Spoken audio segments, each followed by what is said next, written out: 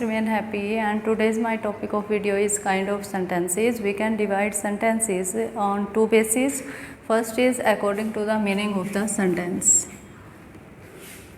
According to the meaning of the sentence, and second base is according to the structure of the sentence. Structure of the sentence.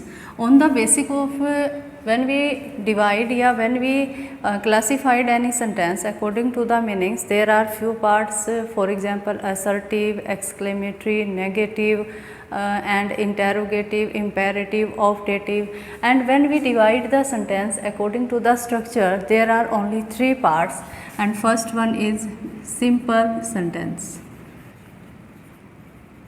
Simple sentence. Second one is compound sentence. Compound sentence. And third one is complex sentence. Complex sentence. So then we discuss one by one. First of all, simple sentence. Simple sentence जिसको हिंदी में हम सरल वाक्य बोलते हैं, सरल वाक्य, इसकी क्या पहचान होती है? इसमें एक सब्जेक्ट होता है, एक ही प्रेडिकेट होता है, एक ही इसमें विषय होता है, एक ही विधेय होता है। और एग्जाम्पल इसका देख लीजिए, जैसे the sun rises in the east, या फिर सिंपल कोई भी स्टेटमेंट है, Ram is a good boy.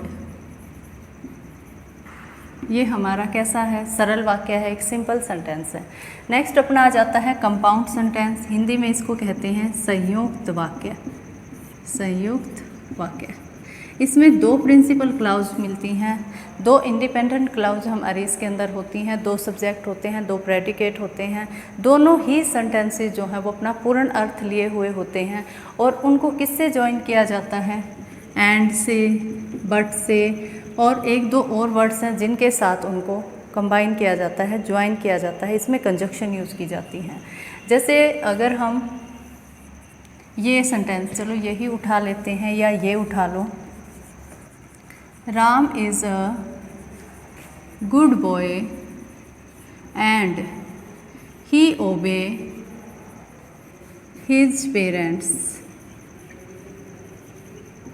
अब ये सेंटेंस जो है मैंने यहाँ से उठाया, अगर हम इसको यहाँ तक देखें, अगर यहाँ पे फुल स्टॉप होता है, it's the example of the simple sentence, but ये आगे बढ़ाया गया है, एंड से इसको ज्वाइन कर दिया गया है। कैसे? And he obey his parents, और वो अपने पेरेंट्स को भी ओबे करता है। तो ये और ये दोनों ही प्रिंसिपल क्लाउज है, दोनों ही वाक्य जो है वो संपूर्ण है, पूर्ण अर्थ लिए हुए हैं। तो इस तरह का जो एक सेंटेंस जब हमारा आता है तो उसको हम क्या बोलते हैं? कंपाउंड सेंटेंस बोलते हैं, या फिर हिंदी में इसको क्या बोला जाता है? संयुक्त वाक्य बोला जाता है। नेक्स्ट अपना आ गया कॉम्प्लेक्स सेंटेंस, जिसको हिंदी में क्या बोलते हैं? मिश्रित वाक्य। इसमें कोऑर्डिनेटेड क्लाउज का यूज़ किया जाता है। एक अपना मुख्य वाक्य होता है, एक अपनी प्रिंसिपल क्लाउज होती है, और एक अपनी सबऑर्डिनेटेड क्लाउज इसमें होती है। एक अपना वाक्य जो है वो पूर्ण अर्थ लिए हुए होता है, और एक जो है वो उस पर आश्रित होता है।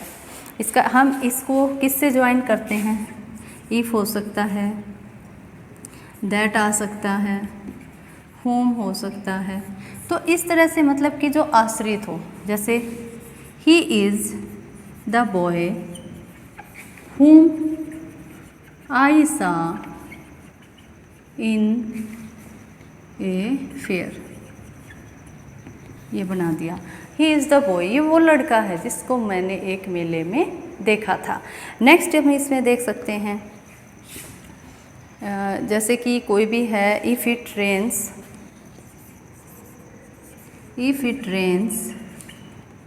I shall not come to your house।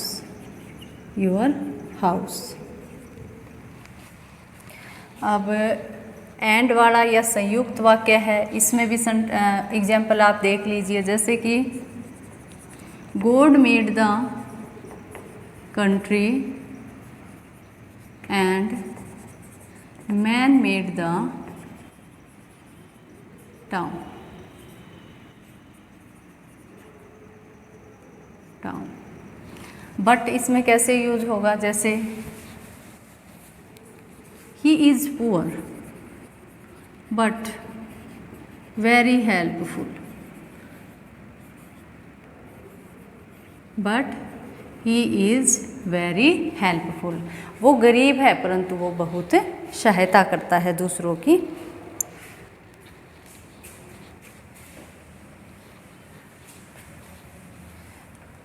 कहने का मतलब क्या है, इसमें सिर्फ एक सेंटेंस होता है, इसमें दो सेंटेंस होते हैं, दोनों का ही पूर्ण अर्थ होता है।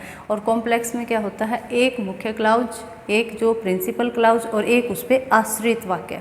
एक तो पूर्ण वाक्य कंप्लीट और एक उस पर आश्रित वाक्य। जैसे she denied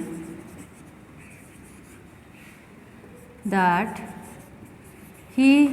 C stole Ram's pen. ये सेंटेंस क्या बना, उसने मना कर दिया कि उसने राम का पेन चुराया है। तो ये क्या हो जाता है हमारा, ये जो वाक्य है that she stole Ram's pen, ये आश्रित वाक्य हो गया। और किस पे हो गया, इस पे कि उसने मना किस चीज़ को किया, उसने इस चीज़ को मना किया कि उसने राम का पेन चुराया है। तो these are the kind of the sentences. Now thank you, have a nice